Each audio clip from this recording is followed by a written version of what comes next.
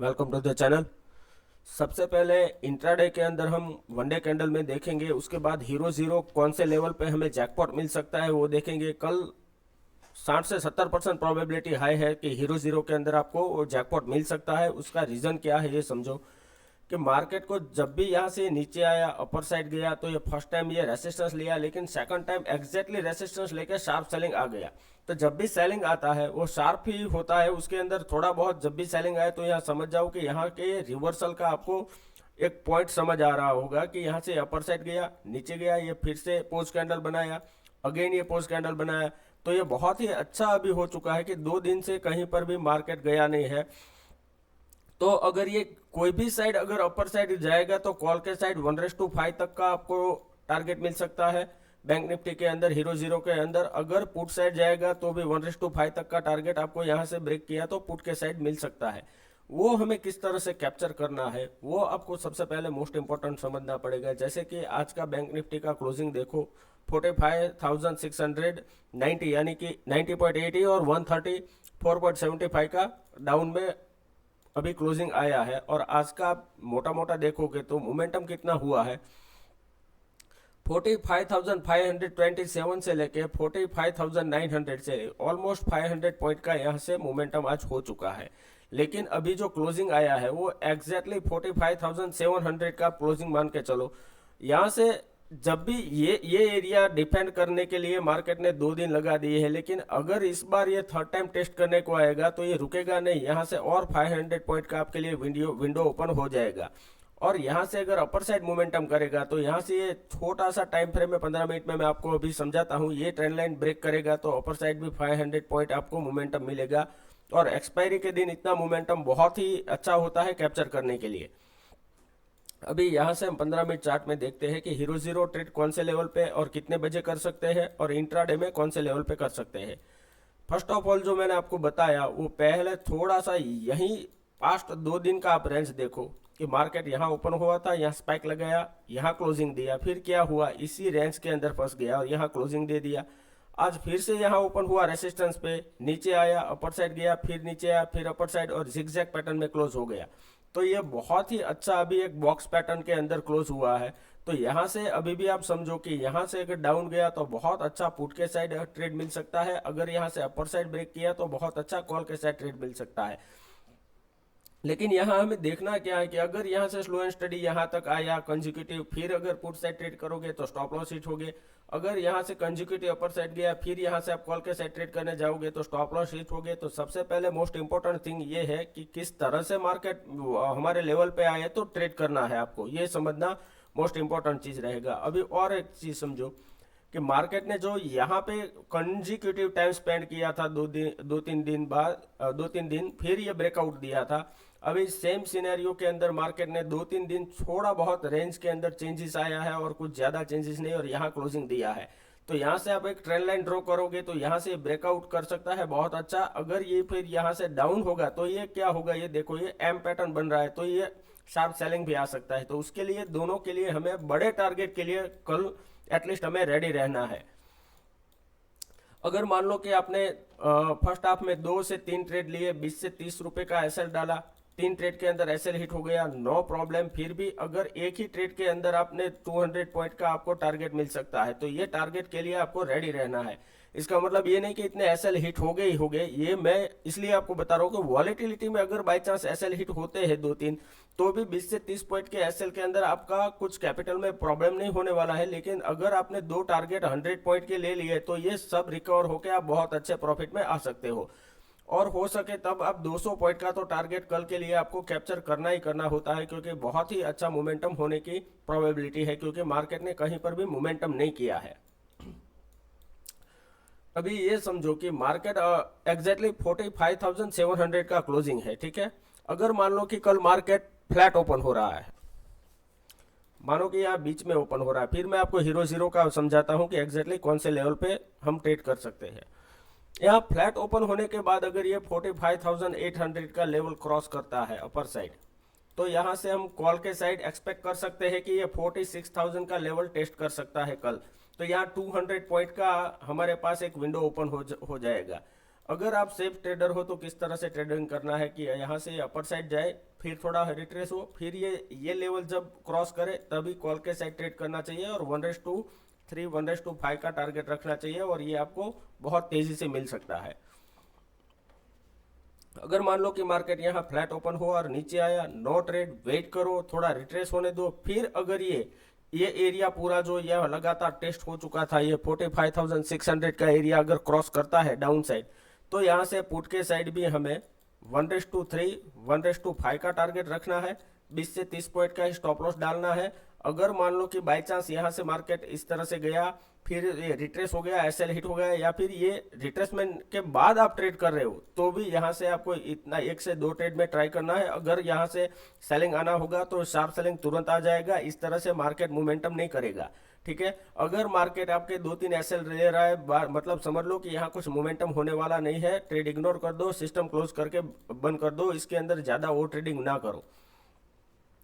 और एक चीज समझो कि यहाँ तक आते आते हमने मार्केट के अंदर ऑलमोस्ट 4 से 5 ट्रेड के अंदर प्रॉफिट कर लिया था आज।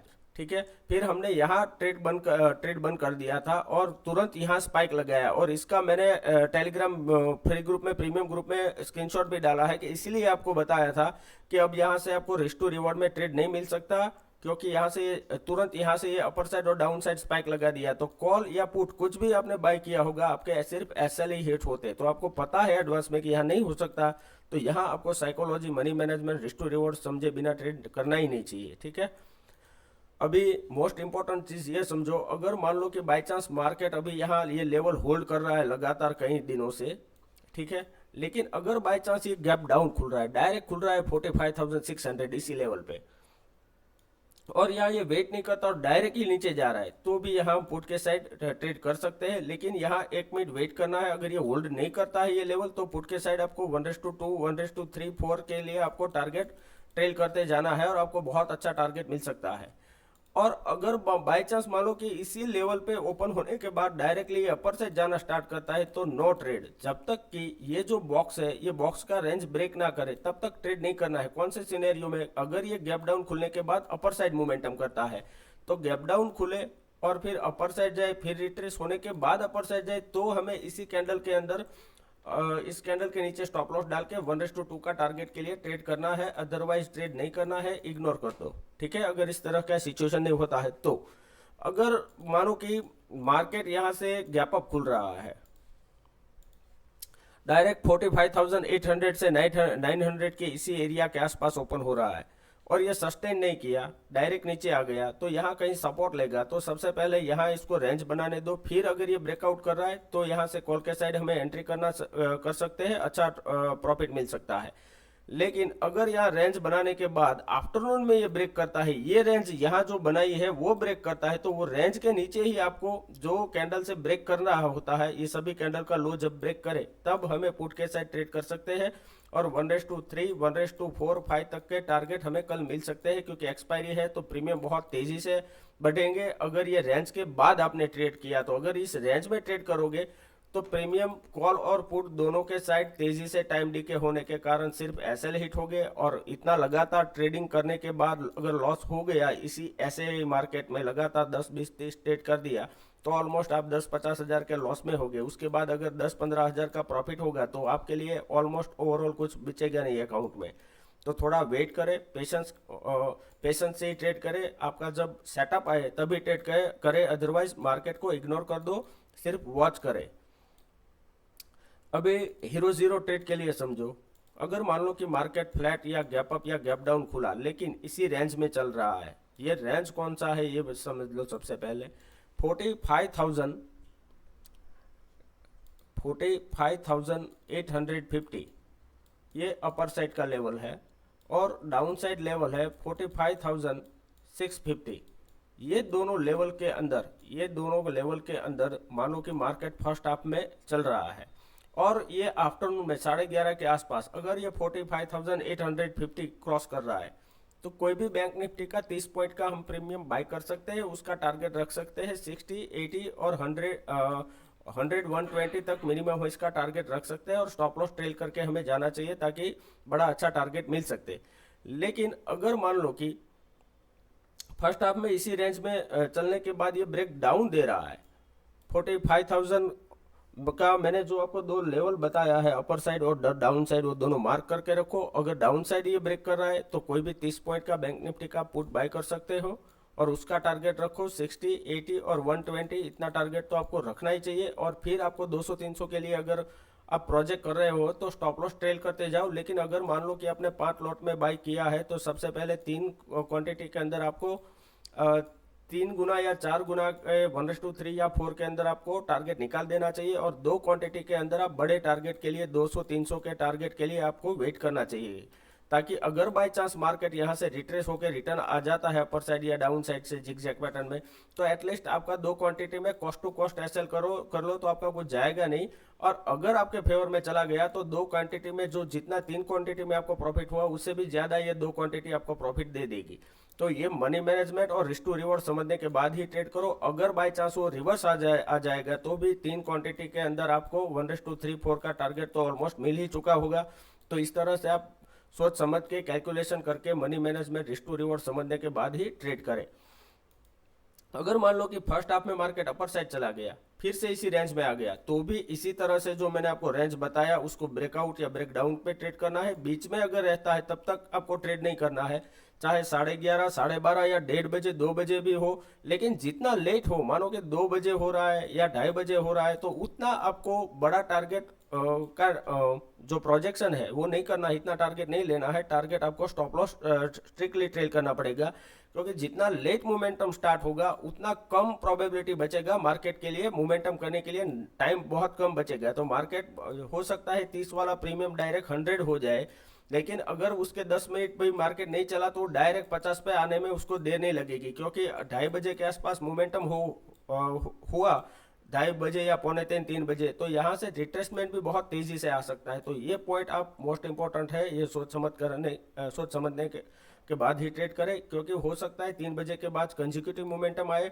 तो वो 50 वाला 200 भी हो सकता है। लेकिन आपको मनी मैनेजमेंट और रिस्क टू रिवॉर्ड समझ के ट्रेड करना है, तो एटलीस्ट आपको मैक्स टू मैक्स प्रॉफिट हो और स्टॉप लॉस में कम से कम आपके पास से कैपिटल जाए। अगर मान लो कि नीचे ओपन हुआ और अपर साइड गैप डाउन खुलने के बाद अपर साइड गया और फर्स्ट हाफ में नीचे चला गया, फिर से इसी रेंज में आया, तो किसी भी हालत के अंदर ये 2 लेवल्स के अंदर आपको ट्रेड नहीं करना है। अगर यहाँ रेंज बनाने के बाद ब्रेकआउट या ब्रेकडाउन दे रहा है तो ही आपको जैकपॉट हो सकता है, अदरवाइज मार्केट इसी रेंज में है तब तक आप समझ लो कि वॉलेटिलिटी क्रिएट होने वाला है और कुछ होगा नहीं। लेकिन 2-3 दिन से मार्केट एक ही रेंज में है, तो हो सकता है आपको 200-300 पॉइंट का तो स्पाइक मिल जाए इधर कॉल साइड और पुट साइड। लेकिन आपको ये समझना होगा कि कॉल साइड हो सकता है या पुट साइड, वो किस तरह से समझोगे। उसके लिए मैंने वीडियो में 2-3 बार आपको क्लियर किया है कि कौन सी सिचुएशन में आपको ट्रेड करना है। तो वीडियो 2 बार देखो ताकि आपको और अच्छे से समझ आए। और जो भी ट्रेड्स है वो ये मैं आपको जस्ट एजुकेशनल पर्पज बता रहा हूँ, ये मेरा आपको कोई रिकमेंडेशन नहीं है। तो जो भी ट्रेड करे अपने फाइनेंशियल एडवाइजर से एडवाइस लेने के बाद ही ट्रेड करे, क्योंकि जो भी ट्रेड्स है वो रिस्की ट्रेड होते हैं। वीडियो अच्छा लगा है तो प्लीज़ लाइक कीजिए, शेयर कीजिए, ताकि और अच्छे से आपके लिए वीडियो बनाते रहे। Thank you very much.